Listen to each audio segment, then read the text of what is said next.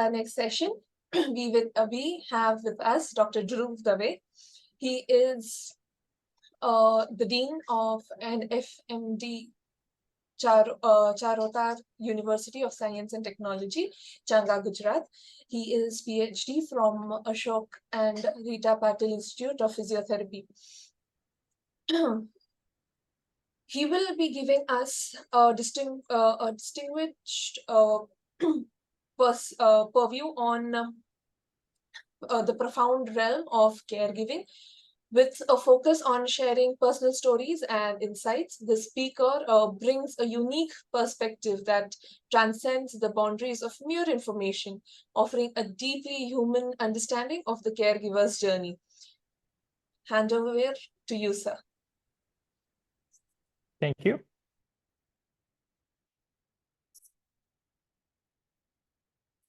Is my screen visible? Yes, sir. Sir, if you could, yes, now it's in slideshows. Yeah, fine. So, thank you, Dr. Farheen, for such a nice and elaborative introduction. Caregiver's perspective, today I am going to say and highlight on about a few of the things in relation to caregiver's perspective, along with a sort of one or two personal stories during my journey in physiotherapy.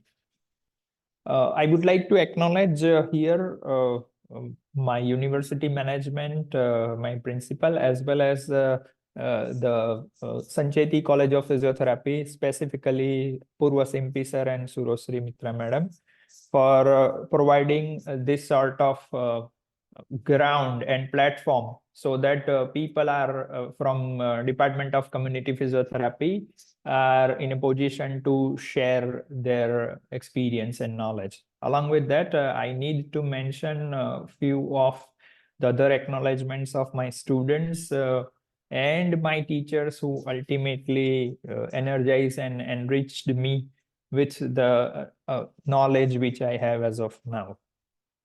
And naturally, the family members are part of your journey. Prior to my presentations, I want to have a sort of disclaimer that the views and opinions of these presentations are of mine, and one may have a sort of contradictory view, and the information provided is for the general purpose only, and all the information which is what going to be is for the general faith purpose, for good faith, and may not necessarily representative of any kind expressed or implied regarding the information.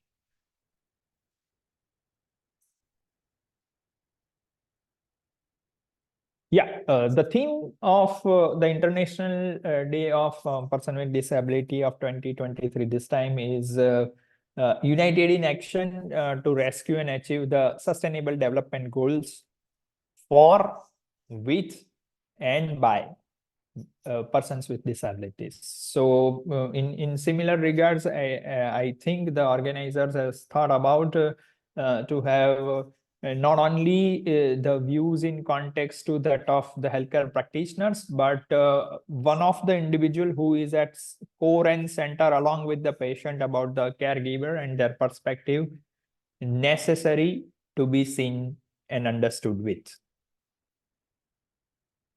Starting with the Sanskrit slok, which says that Yeshan na vidya na tapo na danam Jnanam na shilam na guno na dhanam te mrityu loke bhuvi bhar bhutah manushya rupe mragyas charanti. I mean by that human without knowledge, respect for elders, charity, wisdom, good conduct, virtues, and unaware of his duty is a burden to earth. And that is how one need not only take care about the perspective of patient, but even the caregiver as well. And as the sloka says, if he is not, then he is equal to an animal grazing in the form of a human. My previous speaker has already said and covered a lot of things in context to about the Revised Person with Disability Act. So I need not go into that sort of detail, but as you are knowing that we have moved from 7 to 21, and in one or the other way, some or the way, the stories are there from patient and from the caregiver's perspective, and one need to look into those stories as well.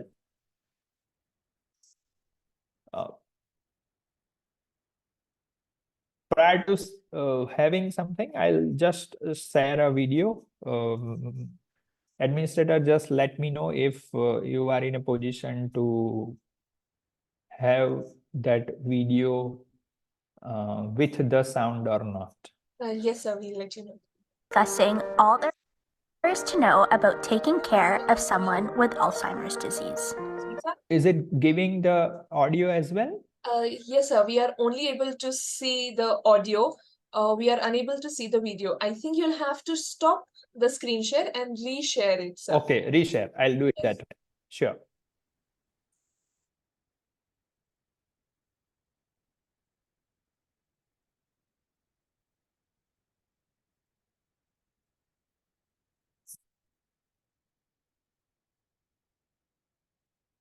Today, we will be discussing. Now Yes, sir, it we are is able working to both see it ways, as well right? as hear it, sir. Sure. All there is to know about taking care of someone with Alzheimer's disease. We all know someone who has been affected by Alzheimer's in one way or another. But what if you were not put in a position where a loved one directly in your care has been afflicted with this disease? You may be flustered and a little scared, but it will be okay with a little bit of knowledge and understanding about what is actually going on. So, what is Alzheimer's, you may be asking? It is a disease of progressive brain deterioration that occurs typically in middle and old age. It is commonly known as a form of dementia and seriously affects a person's ability to carry out daily activities. You may notice that Alzheimer's begins slow, and it begins with areas that control thought, memory, and language.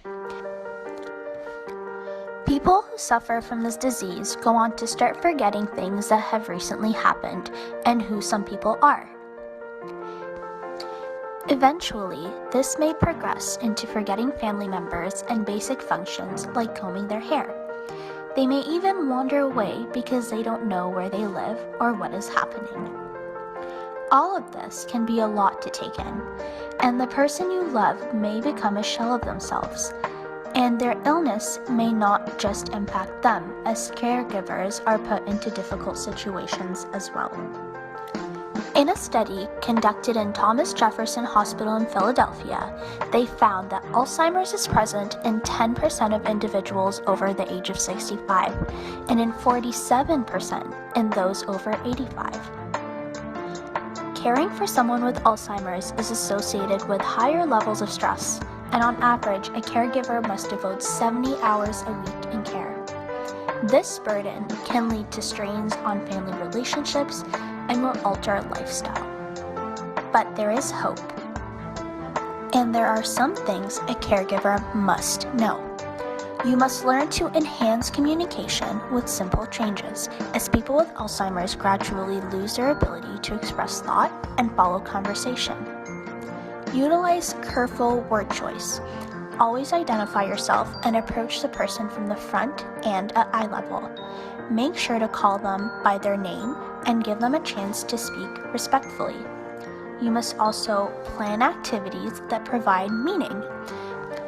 As visual cues such as labels on fridges mean less and less as the disease progresses, Structure and routine become more important, and keeping things in a loop can provide some stability and may help your loved one function better. You must help in enabling self-care.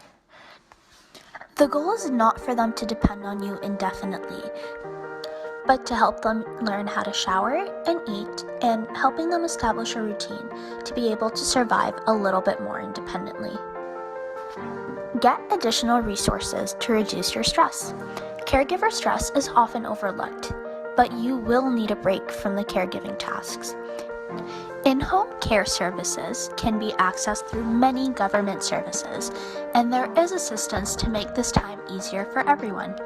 There are professionals that may be able to give you some tips and tricks. There are many things that can occur as a caregiver, but being prepared for whatever may happen is extremely important.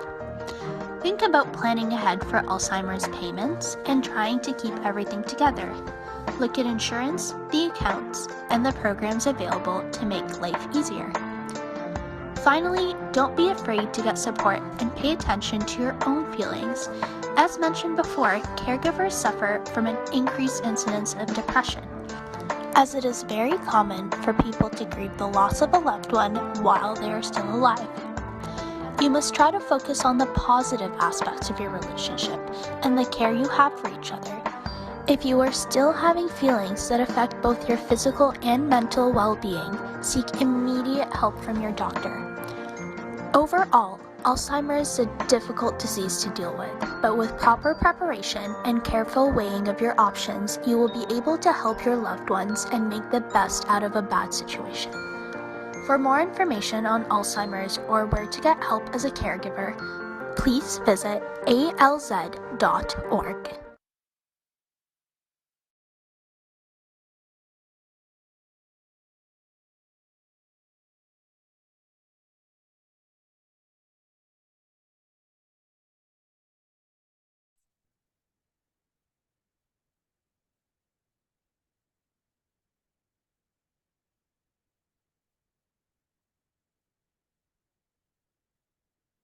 Yes, so that was in context to that what sort of problems not only the patient with the disease faces, but along with that, the one who is providing the care to the individual also faces. This is in context to that the children with different problems, the sort of problems the mother is facing because of the kind of the family and societal responsibilities and expectations, so on and so forth.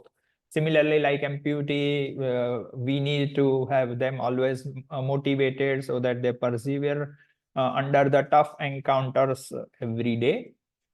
Talking about the kids with the issues, families are to be considered as the most central and the enduring influence in the children's life.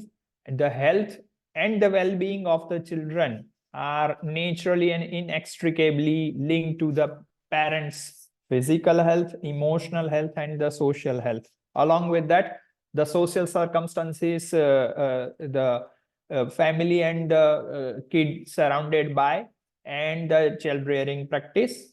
Mental health problems are naturally not inevitable, as it has been shown even in the video, in a key caregiving context, and that's the reason why many of the mental health issues happens with the caregivers. Substantial burden and the stress on the parents due to the intersection between the gender norms, poverty, social stigma, and ultimately the caregiving for a child with the disability in India.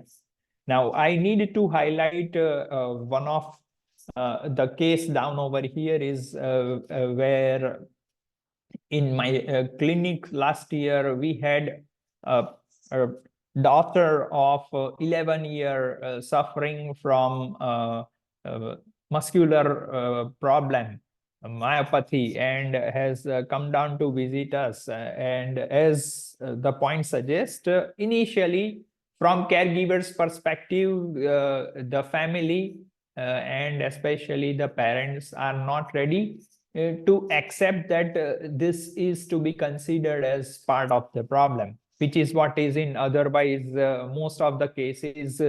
Whenever the chronic disease happens, disability happens, people are not ready to accept the things. They are in the state of denial mode.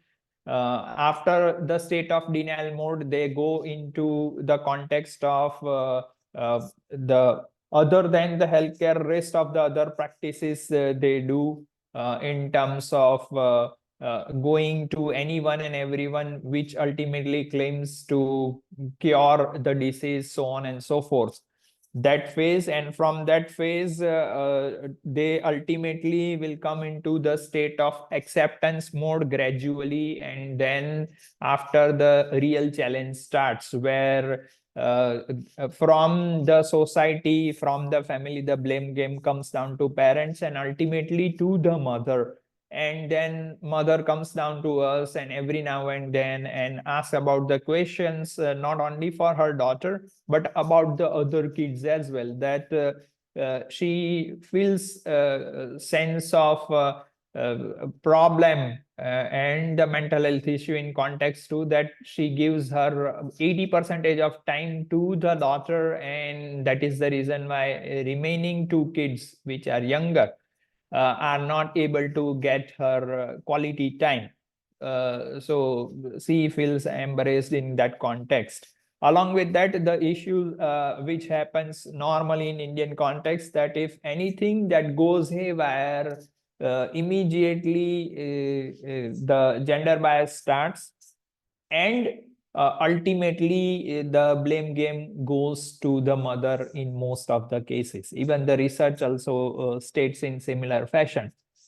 Along with that, what we have observed not only in cases of the kids with the disabilities, but even in the other chronic disease cases as well, where the rehabilitation context starts.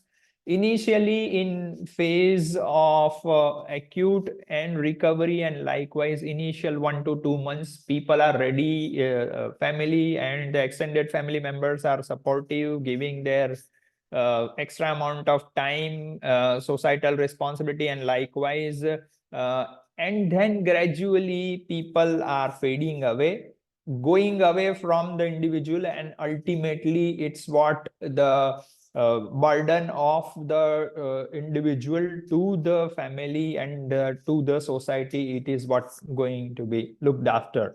And then the rest of the problem starts, whereas what I have mentioned in one of my story of the kid with myopathy, that people start doing blame game and rest of the thing that happens. Many times we heard this in our OPD setup, that the caregivers, they are all facing the issues but are not ready to accept that these are to be considered as problems and need to be addressed. Like one of them says that I don't mind lifting my child for transfer and outdoor mobility, though I may suffer from backache. Second is, who else is going to take care about my daughter if I as a mother am not going to take care about? I also had a lot of friends previously because of the kind of problem that has happened to my daughter. And as I am coming for therapy, now I am only time I get to communicate with others is very less. And another sort of problem, as what I have mentioned in context to a sort of gender bias, that the mothers, they have taken their professional educations and later on after the birth, the condition, they never had thought about resuming their duties back. It may. Thank you, sir, for the informative talk, and a big thanks to our Physio TV viewers also, without whom this would not be a successful venture. I would also take this opportunity to thank our management, Dr. Paraksan Chetty sir and Mrs. Manisha Sangvi ma'am, for their constant support. I would also like to thank Dr. Apurva Shimpi, our principal, for his constant encouragement. And a big thanks to our technical team. Thank you all. Have a nice evening.